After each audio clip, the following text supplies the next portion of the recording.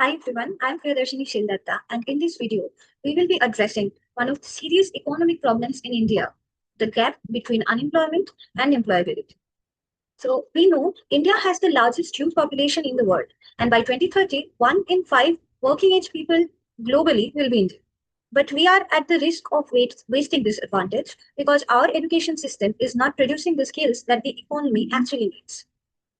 Here is the core issue. India produces over 1.5 million engineers every year. Yet, according to India Skills Report 2023, only about 50% of the graduates are actually employable. This is called degree inflation. Students get degrees, but not the skills. A BTech graduate may not be able to write a basic code of Python or communicate professionally, but they get the degree. At the same time, companies cannot find the right people to hire. NASSCOM found that 80% of IT graduates needed retraining before they can even start the work. Jobs exist, but the skills do not match.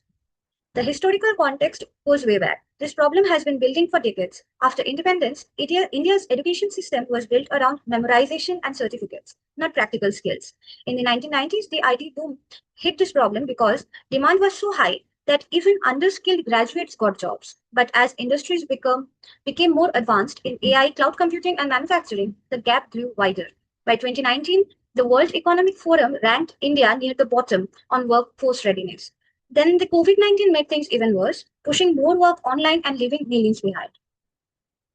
The AI and gig economy, these two forces are now making this crisis even worse. Firstly, looking at the artificial intelligence, AI is replacing routine jobs in customer service, data entry, and basic coding, the same jobs that used to absorb the underskilled graduates of India. Secondly, the gig economy. Apps like Swiggy, Ola, and Urban Company and Zepto have absorbed millions of Indians who could not find formal jobs. India's gig workforce is currently at 7.7 million and is soon to be 23.5 million by 2030.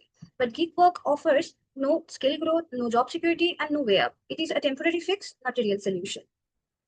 The government has taken some steps, obviously. NEP 2020 plans to introduce vocational training from class 6, shift from rote learning to skill based assessment, and make education more flexible. The Skill India Mission has already trained over 14 million people under the PMKVY scheme. But the honest reality is that implementation has been slow. A 2022 audit found that many PMKVY graduates were not placed in relevant jobs. NEP reforms have barely started in most states.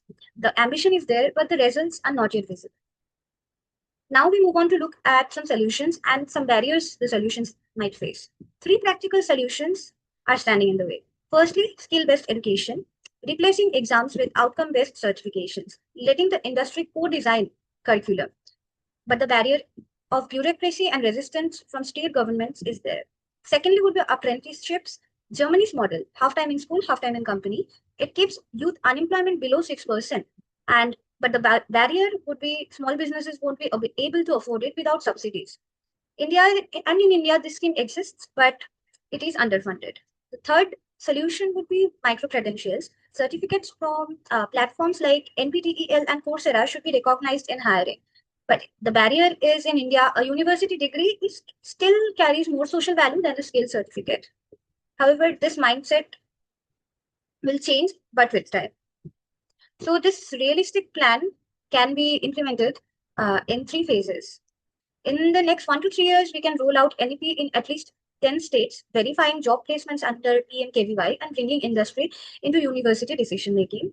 In 3 to 7 years, building a national apprenticeship network, linking small businesses with training institutions and getting micro credentials officially recognized. And in 7 to 15 years, making skill based qualifications the norm so that graduates are valued for what they do and not for what degree they just hold. So to conclude, India has about 2 decades before the demographic window closes, and we cannot afford to keep on producing graduates who are not ready for the real world. The solution is not complicated. It's just about shifting from a system that rewards certificates to one that rewards capabilities. The degree alone was and has never been enough. It is time to build an economy that values what people can actually do. Thank you.